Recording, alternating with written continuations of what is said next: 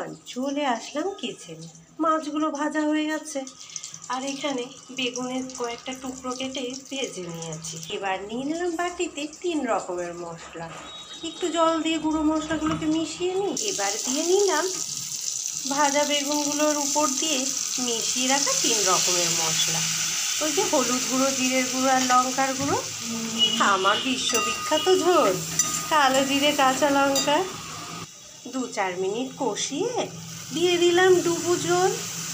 ডুবো জলে এবার ছেড়ে দেবো মাছগুলোকে।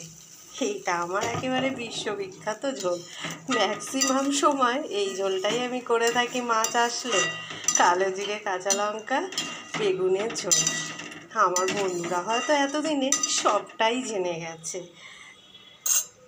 আসলে কি জানেন তো, এই ঝোলটাকে তো আমি বেশ পছন্দ করি। পেঁয়াজের রান্না খুব একটা আমার ভালো লাগে না। ব্যতিক্রম শুধু চিকেন আর ডিম ছাড়া, যেগুলোতে নিরুপায়, কিছু করার উপায় নাই। ব্যাস, কথা বলতে বলতে ঝোলটা একেবারে রেডি হয়ে যাচ্ছে। এখন ফুটন্ত ঝোলে এক এক করে মাছগুলোকে দিয়ে দিই। দেরি হয়ে এসছে যে, খিদে পেয়ে গেছে ওইদিকে। 4টে উপর দিয়ে চেরা কাঁচা লঙ্কা দিয়ে ঢেকে দেবো। এবারে চলুন কিছুক্ষণ পর আবারও শুভ দুপুরে শুভেচ্ছাটা জানিয়ে নিয়ে আমার বন্ধুদের সাথে রোজকার মতো লাঞ্চ প্লেট নিয়ে হাজির হলাম। প্লেটে আছে ভাত, নিয়ে নিয়েছি একটু লেবু, মুসুরির ডাল, সাথে আছে মাছ ভাজা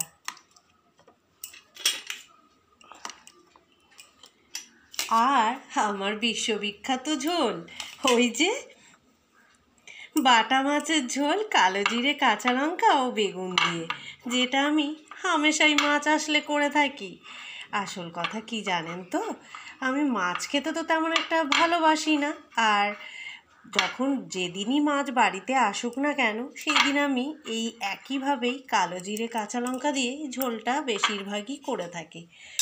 সর্ষে দিয়ে খুব বেশি খাওয়া হয়ে ওঠে না, কারণ একটু বেশি স্পাইসি হয়ে যায় কি না,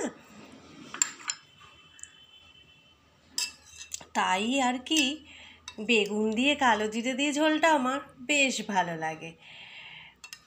এতদিনে আমার বন্ধুরাও আমার পছন্দটাকে প্রায় জেনে ফেলেছে। যাই হোক, অনেক কথা বলে ফেললাম কিন্তু।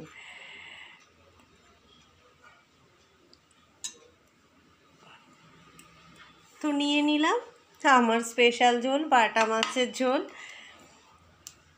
ব্যাস, এই হলো আজকে আমার সিম্পল লাঞ্চ মেনু। মাছ ভাজা খেতে আমার মতন কারা কারা পছন্দ করেন, ডালের সাথে, তাও বা।